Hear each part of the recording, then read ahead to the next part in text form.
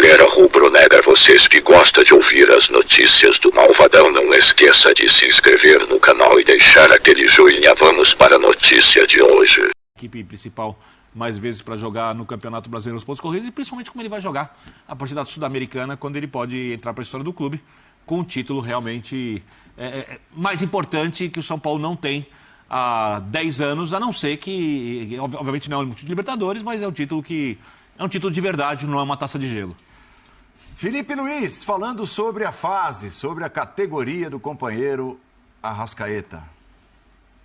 O Arrasca sobram as palavras, é muito fácil falar dele, é um craque.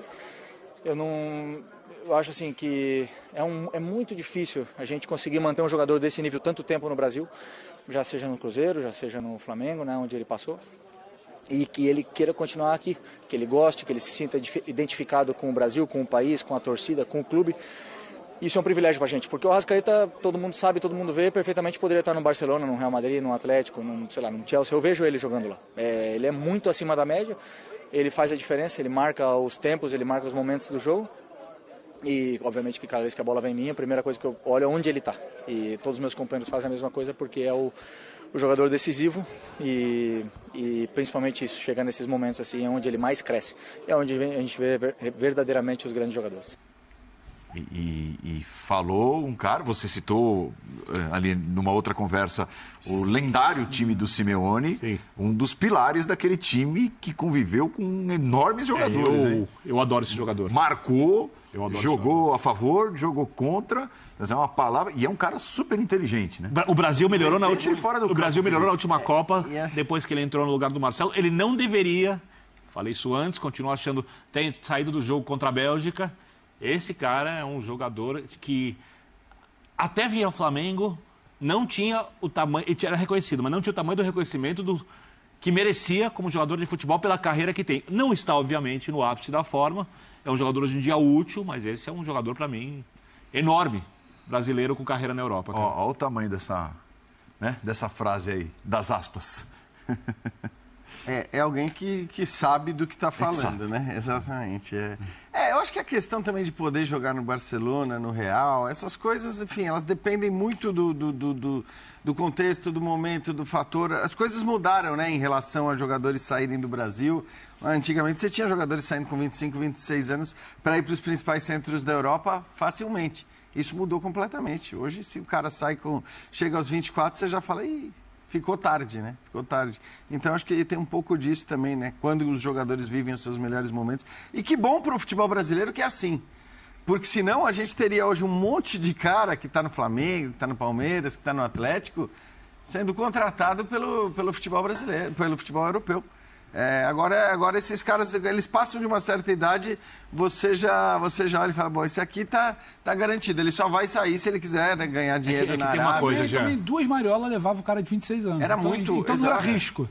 Traz o camarada de 26 anos por 2 mariolas, a gente vê. Se não der certo, despacha para algum lugar aí. É que para saber isso, por exemplo, se ele for jogar numa dessas equipes, ele não vai ter um jogo, provavelmente uma semifinal de torneio continental no nível que teve contra o Vélez, quando a gente fala do adversário.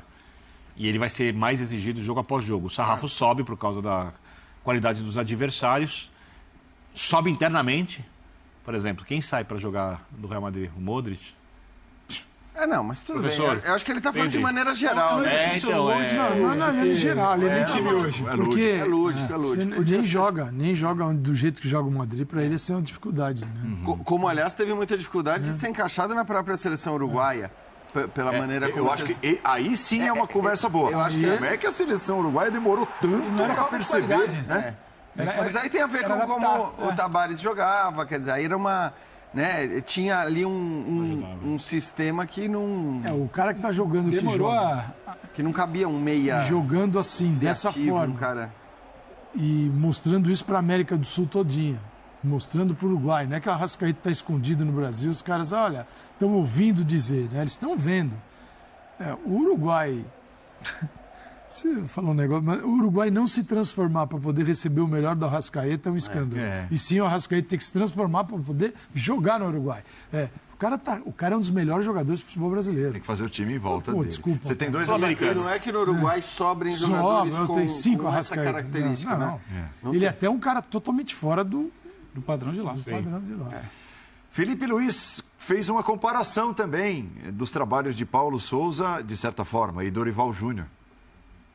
O que eu quero dizer com falta de química é, quando a bola chega no pé de um lateral, ele tem que ter claro aonde estão todas as linhas de passe que ele vai ter, né?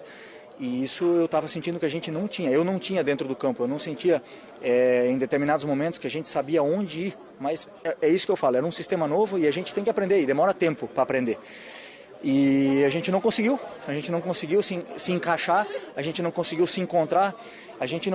Como eu falei antes sobre o Arrascaeta, eu não consegui achar o Arrascaeta na melhor posição dele, e ele também não conseguia me achar, e consequentemente o Everton Ribeiro, e são jogadores que precisam ter a bola, né? Eles precisam levar, eles precisam guiar o jogo com o volante na mão, são eles que pisam o acelerador e o freio, são os que mandam no time. E naquele momento determinado onde eu falei que faltava química, eu não sentia isso. Eu sentia que a gente não conseguia fazer eles pegarem a bola na sua melhor posição, não sei. E hoje sim. Hoje a gente sabe, a gente tem por mais que seja um sistema também completamente diferente do que a gente vinha jogando, a gente encaixou, a gente conhece, a gente tem química entre a gente, porque as vitórias e os jogos e os minutos foram dando isso, né? Então, obviamente que todo esse ambiente, e o Dorival conseguiu trazer todo o elenco para o lado dele, mérito dele, né? Pegou um time completamente desacreditado, que agora está pagando o preço, né? Nesse brasileiro a gente está muito longe do Palmeiras, é a realidade, pelo mau começo que a gente fala. Eu sempre falei, os campeonatos nacionais, desculpa se eu me estendo, os campeonatos nacionais eles são como começam, né? Além de tudo, tem time de televisão. Desculpa a confusão aqui. Mas é impressionante mesmo, né? E olha, assim, isso porque ele ainda não fala, ele não pode, evidentemente, falar tudo o que ele pensa sobre certas coisas extracampo. Nem precisa. Sobre... Não, mas precisa. Vai ser legal quando ele puder falar, porque... É claro, ele não tem que falar como jogador do Flamengo, mas é um cara que tem muito duas frases chamam atenção, né? Porque a gente acaba falando de um jogador extremamente inteligente. Quando ele pegava a bola, ele precisava entender onde cada jogador está posicionado, as linhas para poder fazer o e ele não entendia. A segunda frase, para mim, é a mais marcante. Eu não conseguia achar o Arrascaeta, ele não sabia onde estava o Arrascaeta. E isso falado por um jogador rodado, experiente e extremamente inteligente em campo com leitura de jogo. E honesto quando ele fala que o problema não é simplesmente o treinador. É que a mudança exige tempo e não teve. Não é que ele fala, o cara não sabia de nada, eu não... Mas, ô Pedro, aí eu acho que tem um pouco de diplomacia. Concordo. Porque quando ele é tão específico, e acho bom que ele seja específico, mais do que fazer a crítica meio solta e tal, então eu acho que ele faz a crítica específica, porque também não é que o Paulo Souza ficou 2 semanas. Talvez as coisas mesmo que ele cita, ele pudesse ter trabalhado. Teve estadual para organizar a equipe. Então, teve uma pré-temporada, como qualquer técnico sonha, que era o campeonato estadual inteiro. Exato. E a gente defendeu aqui que ele usasse... o que quisesse. Exatamente. E fez, hein? Então, assim, eu acho que ele acaba fazendo a ressalva para ser diplomático com o Paulo Souza, mas ele faz as críticas mesmo. E acho que eu não escolheria o Paulo Souza para dirigir o time dele, não. Não é uma diplomacia vazia. O que ele fala tem sentido, né? Que, mas é um baita cara. Não, e demanda tempo, e foi pedido tempo. Quem liberou de testar geral no Campeonato Carioca foi quem contratou. Foi quem contratou e falou, muda tudo aí. E acho que pode ser um tom diplomático, mas com sinceridade, porque eu acho que o Felipe acredita nisso. O Felipe acredita quando ele fala em processo de futebol. Quando ele é sincero e fala, o Palmeiras está muito longe. Tem muito jogador que prefere não falar. Quando ele fala as linhas de passe são diferentes, eu não consigo achar...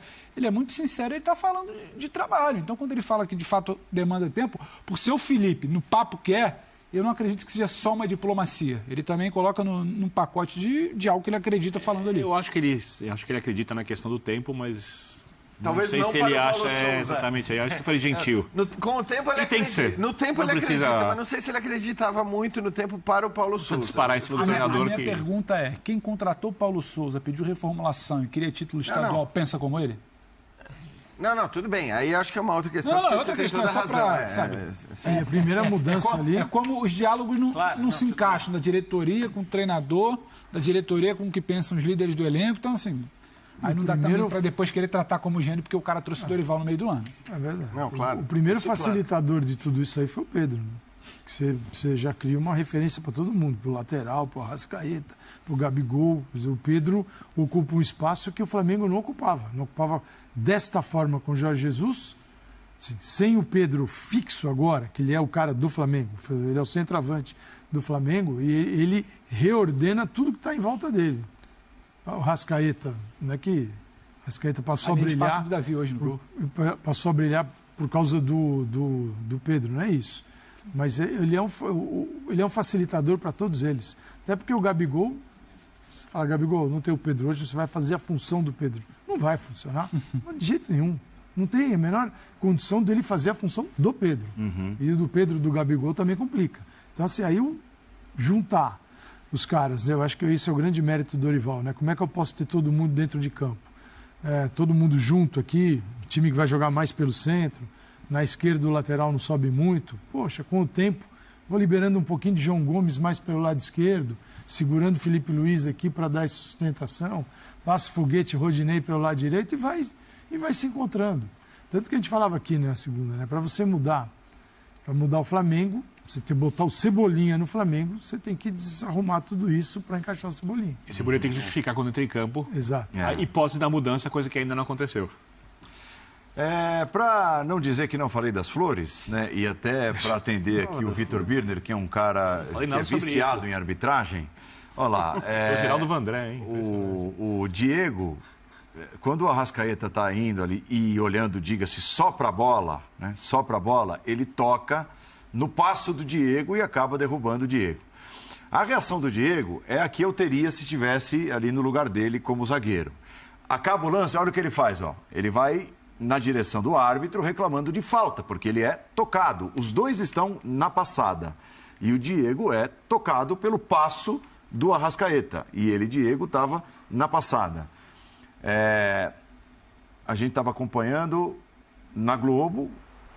O Sandro Meirahit comentou e disse que foi normal, que é um contato normal. A mesma opinião do nosso Leonardo Gaciba, né, que foi consultado ali, que vai participar daqui a pouco do Sport Center. Já dei um spoiler do Gaciba, mas ele vai ser muito mais técnico que eu para explicar com toda certeza esse lance. Vocês estão de acordo? Há lances e lances desse tipo, né? Não são todos iguais.